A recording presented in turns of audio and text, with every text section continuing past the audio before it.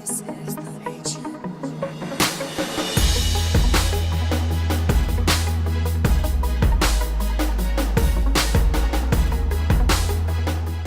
So we've gone through a few different configurations as far as the gear we use and the way we use it.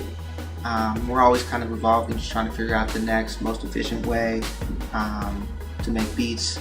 And so I'll just kind of run through some of the setups we've had in the past and go into what we have now. Started out on a Triton, just pretty much using just the sounds in there, and you know, it's pretty limited because there's a few good sounds in there, but a lot of the sounds are pretty shitty. The drums are terrible, and so what we kind of went into next was incorporating Pro Tools into it, and getting drums, you know, from different sites online and stuff.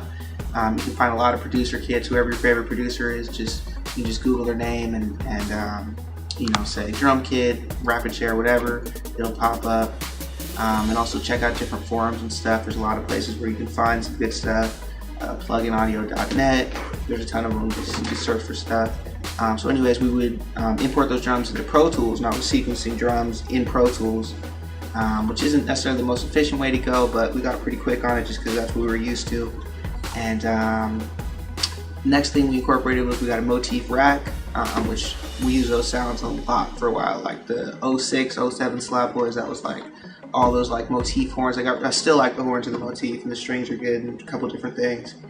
And for a while we were sequencing on the MPC, so we'd have the MPC hooked up to the Motif Rack, and then we also got the Phantom, the X6, since we're using that mostly as a controller, but also some of the sounds in the Phantom. And you'll find that the more different gear you have, like, you know, if you have the Phantom and the Motif, combining those sounds really goes a long way because it just makes it sound bigger. You kind of get a little bit of a sound when it's all from one sound, like it's all, or from one program, or from one you know, piece of hardware or whatever, that it all kind of sounds like it's in a box. And once you start incorporating different sounds, it expands your sound a little bit. So anyways, after a while we started getting into VSTs and software programs, stuff like you know, we use Nexus a lot. We were using Gladiator for a long time. True Piano's nice piano sound. What else do we use? Omnisphere's got some great sounds in there.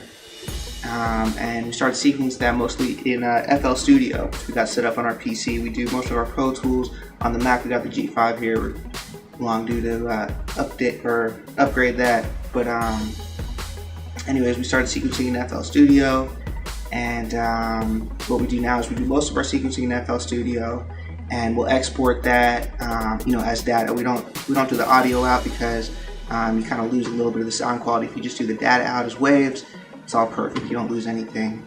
Then we'll bring it into Pro Tools, and we'll kind of mess with the arrangement and stuff like that, mixing all that in Pro Tools. And it's pretty much the process that we got now. And, you know, like I said, we're always trying to come up with a new, better way to do it. So ask me in a month or two, we'll probably have it a little bit different setup, but that's how we've been doing it recently.